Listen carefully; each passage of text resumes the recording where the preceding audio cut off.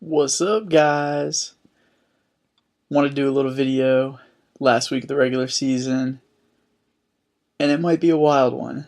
We've got some pretty fun clinch scenarios coming into the final week before the playoffs start.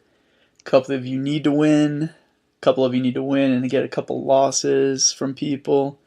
So I'm going to run through what the playoffs look like right now and what could change, because it sounds like fun to me.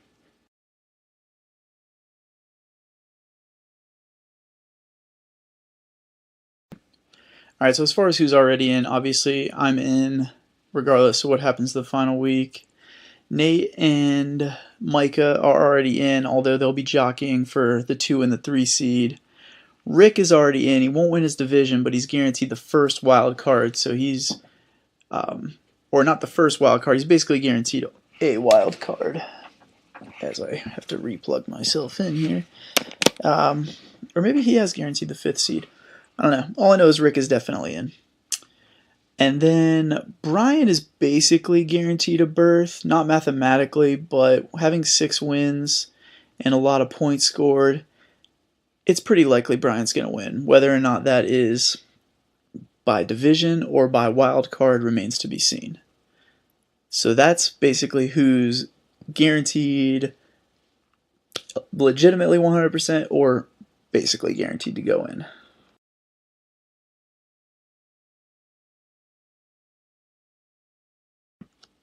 Alright, now here's where things start to get a little fun, and I'll admit my eyes went a little cross trying to figure this out. So I mentioned Brian before. He's basically in, but he's in a win and in situation. Same as Derek. Derek wins, he's in, and then it comes between them two in terms of division versus wild card. We'll figure that out later. Ed. Ed is the next most likely. Now, Ed needs to win, and he needs Derek to lose.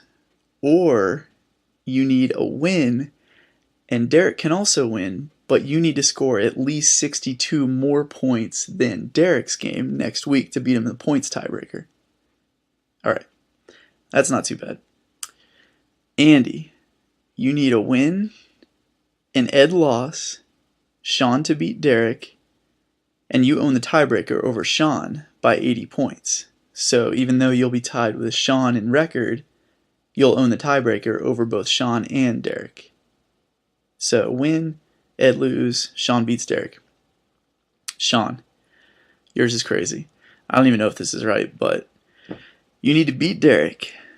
You need Ed to lose to Gabe, because then you're tied with Gabe, but you have 200 more points than him, so you win the tiebreaker over him. You also need Nate to beat Jeremy, and Dave to beat Andy. Now, Andy can win his game, and you can beat him in a tiebreaker as long as you score at least 80 more points than Andy in his win. So, I don't know how likely that is, but basically, beat Derek, Ed loses to Gabe, Nate beats Jeremy, and Dave beats Andy. That's a lot.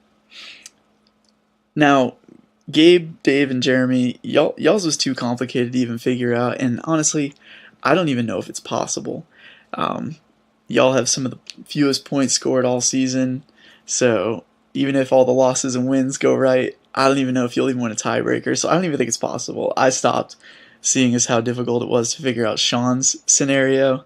I stopped right there. I'm sorry, guys. If you get in, consider it a miracle, but we'll see how it goes. So I forgot to mention too, all of that is for basically 2 spots. There are 4 guaranteed locked spots in, me, Micah, Nate, and Rick. The 2 remaining spots are up for grabs between Brian, Derek, Andy, Ed, Sean, and basically that's it. So that's 5 people, 2 spots. So should be super fun. I'm very excited. Good luck. Remember, if you get in the bottom or the consolation bracket, you can still play your way out of the bottom 4, even if you're the last seed, Gabe.